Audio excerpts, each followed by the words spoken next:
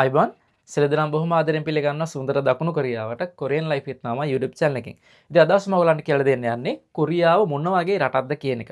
කොරියාවට එන්න බලාගෙන ලංකාවේ දසදහස් ගණන් තාරුණ්‍ය නේද බලාපොරොත්තු ප්‍රතිබැනගෙන ඉන්නවා කියලා දන්නවා. ඉතින් ඔයගොල්ලෝ ආසෙත් දැනගන්න කොරියාව මොන වගේ රටක්ද කියන එක. ඉතින් මම ඊටාම සරල ඔයගලන්ට ස්ලයිඩ් කිහිපයකින් පැහැදිලි කරලා දෙන්නම් මොන වගේ රටක්ද කියන එක. ඉස්සෙල්ලා බලමු දකුණු කොරියාවේ පිහිටීම. දකුණු කොරියාවේ පිහිටීම ගත්තට පස්සේ ඔයගලන්ට මෙතනින් බලන්න පුළුවන්. මෙතන චයිනා තියෙනවා. රීල් පාටින් චයිනා. ඊට පස්සේ රුසියා තියෙනවා. ඊට මෙතන ඔයගලන්ට චයිනා වල බීජින්. ඊට පස්සේ සැන්හයි ඔයගොල්ලෝ දන්නවා. ඊට පස්සේ මේ පැත්තෙන් ගත්තට පස්සේ මෙතනින් තියෙන ඔයගලන්ට මේ තියෙන ජපාන්. මේ ජපානය, මෙතන දකුණු කොරියාව, මෙතන උතුරු කොරියාව, මේ තියෙන රුසියාව, මේ තියෙන චයිනා. ඉතින් ওই විදිහට තමයි තියෙන්නේ. මෙතන මේ ගත්තට පස්සේ බෙදෙන්න බලමු. දකුණු කොරියාව ඉතින් කියන්නේ නැගෙනහිර ආසියාවේ රටක්. ඒතර උතුරින් ගත්තට පස්සේ උතුරෙන් තියෙන උතුරු කොරියාව. ඊට පස්සේ දකුණු කොරියාවේ බොහොම පැහැදිලිව එක පැත්තකින් ගොඩබිමින් තමයි වට වෙලා තියෙන්නේ. ගොඩබිමින් සීමා වෙලා තියෙනවා. ඒ රටේ සීම දපේ ඇවිල්ලා දූපතක්නේ හින්දා වටේ මුහුද තියෙන්නේ. නමුත් දකුණු කොරියාවේ උතුරින් සීමා වෙලා තියෙන උතුරු කොරියාවට ගොඩබිමින්. ඊට පස්සේ තුන් පැත්තකින් මුහුදෙන් වටලා තියෙන්නේ. මේකින තුන් පැත්තෙන් මුහුදෙන් වටලා තියෙන්නේ උතුරින් උතුරු කොරියාව. ඊට පස්සේ නැගෙනහිරින් ගත්තට පස්සේ ජපාන් මුහුද. මේ පැත්තෙන් ගත්තට පස්සේ ජපාන තියෙන මෙන්න මෙතනින් වෙන් වෙනවා.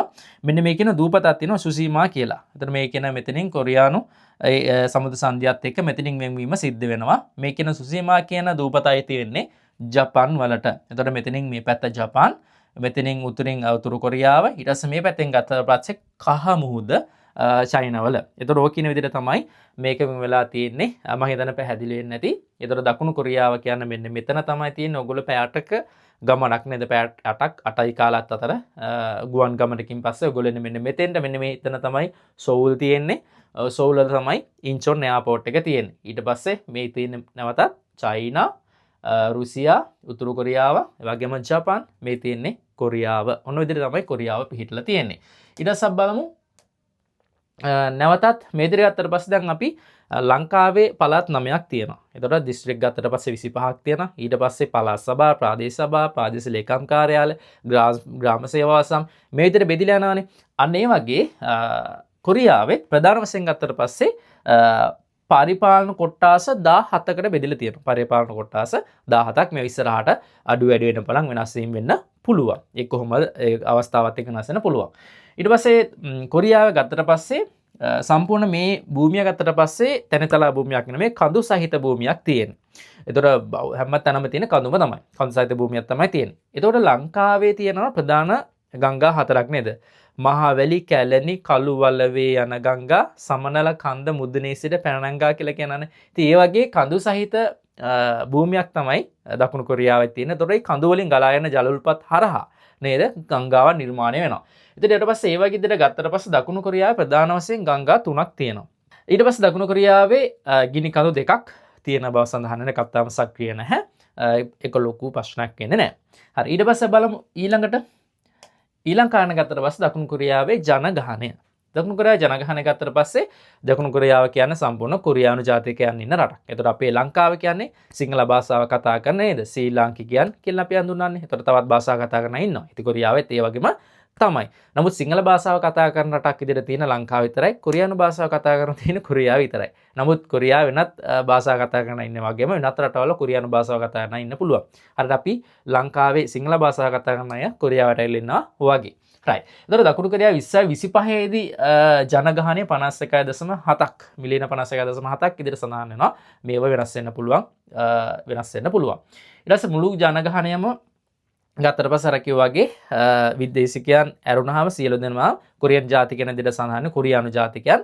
ඒතකොට විදේශීය ජනගහනයත් එන්න වර්ධනය වෙමින් යනවා. මොකද මේ යන විදිහට දැනට කොරියාවේ ජනගහනයේ දරුපත් අනුපාතය පල්ලෙහාට යන ගමන් තියෙන්නේ. ඒකත් එක්ක ගොඩක් වෙලාවට එක ප්‍රශ්නයක් වෙලා තියෙනවා දකුණු කොරියාවට. මොකද මේ කියන වැඩ කරන කාලය සහ ඔය කියන දේවල් එක්ක ගොඩක් වෙලාවට සහ මිනිසුන් නිදහස සහ හිතන විදියත් මේ දේවල් එක්ක බලපාලා තියෙනවා. දරුපත් අනුපාතය පහළ යන්න. ඊට පස්සේ විදේශිකයන් විශේෂයෙන්ම දකුණු කොරියාවට එන්නේ රැකියාවක් කරන්න රාජතාන්ත්‍රිකව.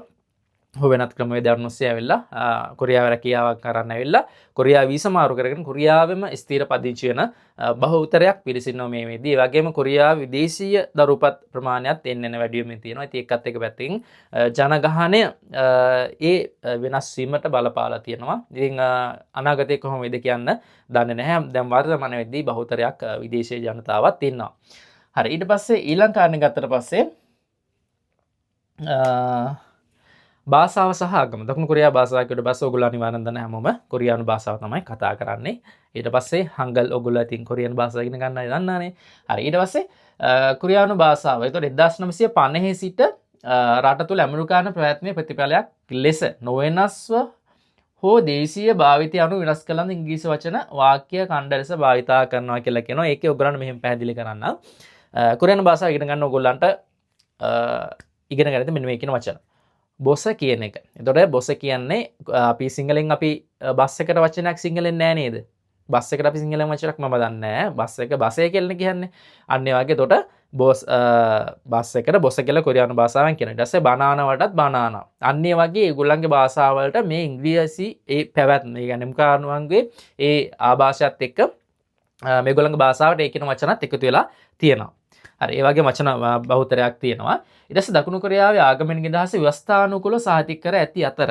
එතකොට ආගමික නිදහස දැන් ලංකාවේ කියන්නේ ප්‍රධාන ආගම බෞද්ධ ආගම විදියට ව්‍යවස්ථානුකූලව සඳහන් කරලා තියෙනවා. සහ රාජ්‍ය පොය නිවාඩු සියන් පොය දිනය සෑම ආයතනයක වගේම රජයේ නිවාඩු දිනයක් විදිහට සඳහන් කරලා තියෙනවා. එතකොට හැම දවසකම සතියේ දවසක් නම් අනිවාර්යයෙන්ම පාසල්ද හැමදේම වහලා තියෙන රජයේ නිවාඩු දිනයක් විදිහට සඳහන් කරලා තියෙන්නේ. ඒ විදිහට ව්‍යවස්ථානුකූලව මේ දේවල් අනුමත කරලා තියෙනවා. නමුත් දකුණු කොරියාවේ ව්‍යවස්ථානුකූලව සඳහන් කරලා තියෙන ආගමික නිදහස. යුරෝපයන් මොකද්ද කිස්තියන්ද නැත්තම් බෞද්ධද නැත්තම් වෙන මොකක්ද කියන එක නෙමේ නිදහස් තියෙනවා. කැමති ආගමක් අදහන්න හෝ අදහන්න නැත්තම් අදහන්න නැති වෙන්න.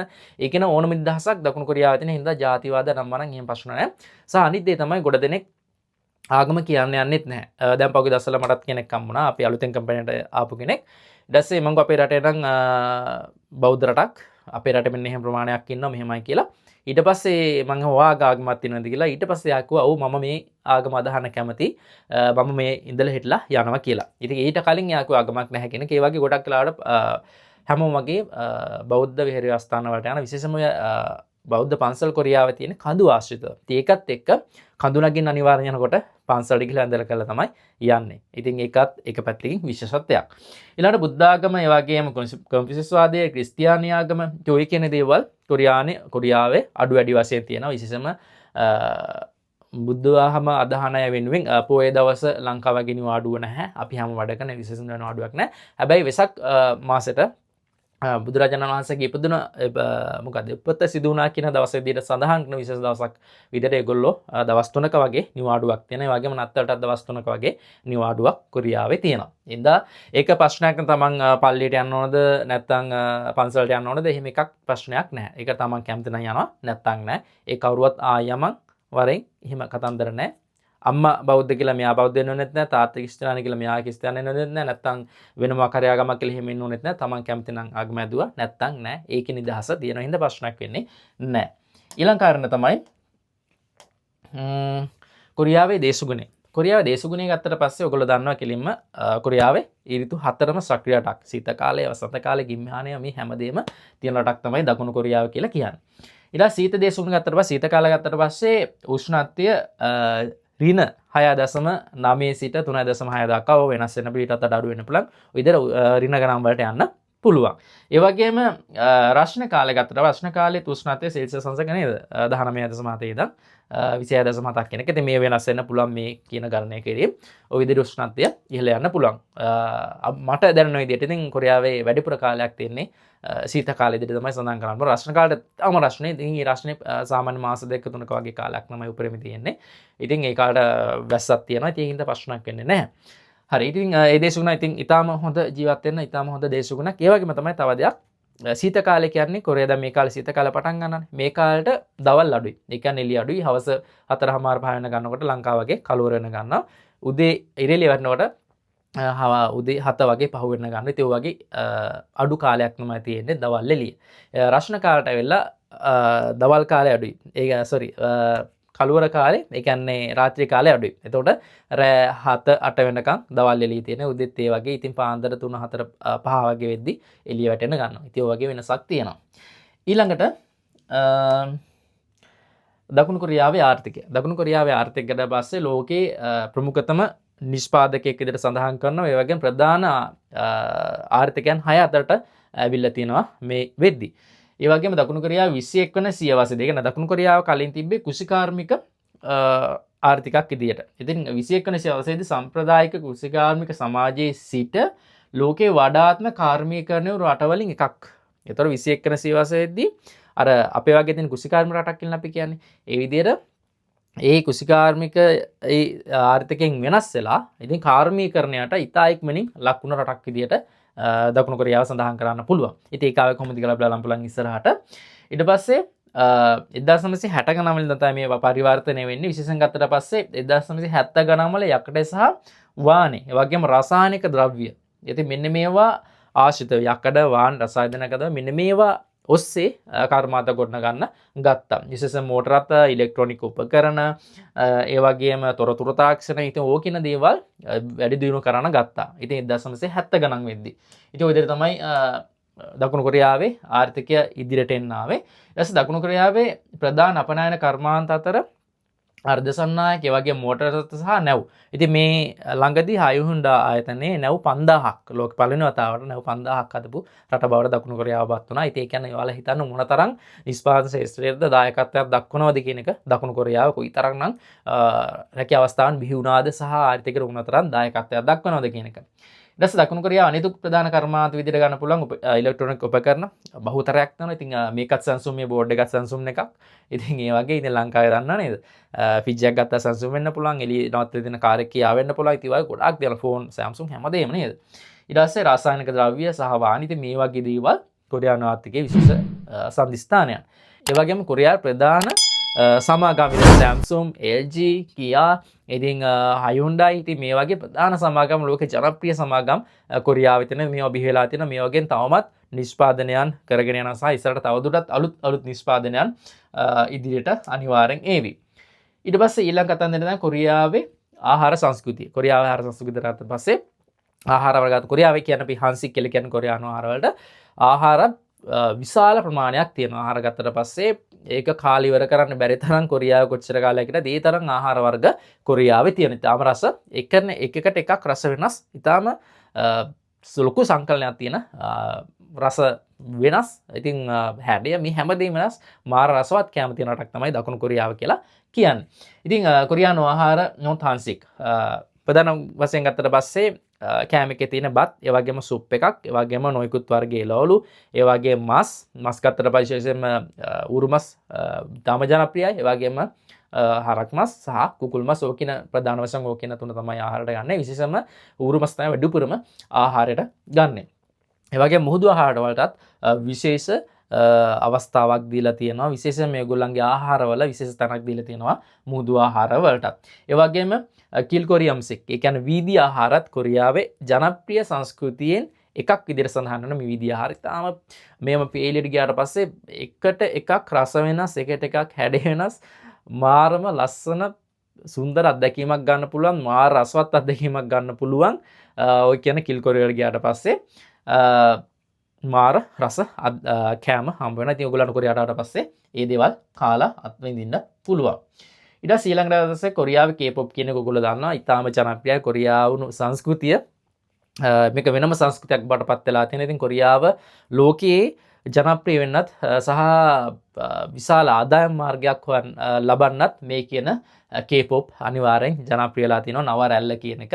ඉතින් කොරියාව ලෝකෙට යන්නත් එක ක්‍රමයක් තමයි මේ කියන K-pop. ඊළඟට ඔයගොල්ලන්ට අවසාන වශයෙන් කියන්න තියෙන ඉතින් කොරියාව කියන්නේ ඔන්න වගේ රටක්.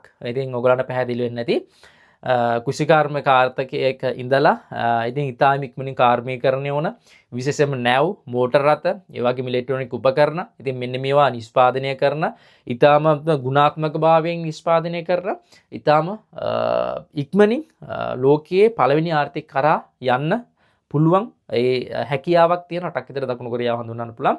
ඒ වගේම ආර්ථික පැත්තෙන් ගත්තන් එහෙම අනිත් පැත්තෙන් ආගමික පැත්තෙන් ගත්ත ආගමික නිදහස, ඒ වගේම ආහාර පැත්තෙන් ගත්තන් ආහාර සංස්කෘතිය, ඒ වගේම සංගීත කලාවේ පැත්තෙන් ගත්තට පස්සේ K-pop ඒහා ජනප්‍රිය සංස්කෘතිය. ඉතින් මේ විදිහට තියෙන ඉතාම ලස්සන සුන්දර රටක්. ඒ වගේම දේශගුණ ගත්තට පස්සේ ඊට දේශගුණය, සෞම්‍ය දේශගුණ ඉතින් මේ හැමදේම තියෙන ඉතාම ලස්සන සුන්දර රටක් තමයි දකුණු කොරියාව කියලා කියන්නේ. ඉතින් දකුණු කොරියාවේ මේ කියන කාර්මීකරණයත් එක්ක විදේශීය රටවලින් එන අපි වගේ රටවල් 16ක සහෝදර සහෝදරයෝ වෙලා කොරියාව වැඩ කරනවා. ඉතින් මේකෙන විශාල රැකියා උත්පාදනයත් එක්ක. ඉතින් ඔයගොල්ලන්ටත් හැමෝම බලාපොරොත්තු වෙනවා ඇති දකුණු කොරියාව වැඩ කරන්න. මොකද විශාල වැටුපක් හම්බ වෙනවා. කන්න බොන්න දීලා නවාතැන් දීලා මේ හැමදේමත් දීලා බලා ගන්න රටක් තමයි දකුණු කොරියාව කියන්නේ. ඉතින් ඔන්න ඔය විදිහට රටක් තමයි දකුණු කොරියාව කියන්නේ. ඊටාම කෙටියෙන් පැහැදිලි කරේ මේ මාර්තු ගත්තට පස්සේ වෙන වෙන විශාල වෙලාවක් යනවා කතා කරන්න. ඒතන කතා කරන දේවල් තියෙනවා. ඉතින් ඊටාම සුන්දර රටක් තමයි දකුණු කොරියාව කියන්නේ. අවසන් වශයෙන් ඉතින් කොරියන් ලයිෆ් විත් තමයි YouTube channel එක සබ් කරලා නැත්නම් සබ් කරන්න. දිගට මේ වගේ වීඩියෝස් ඔයගලන්ට බලන්න පුළුවන් වෙයි. කොරියන් ලයිෆ් විත් තමයි YouTube channel එකත් එක්ක දිගට වීඩියෝ. එහෙනම් කොරියාවට එන අවශ්‍ය ශක්තිය ආදරය හැකියාව වාසනාව ලැබේවා කියලා ප්‍රාර්ථනා කරමින් අද දවස් තම කරනවා. එහෙනම් සියලු දෙනාට ජය වේවා.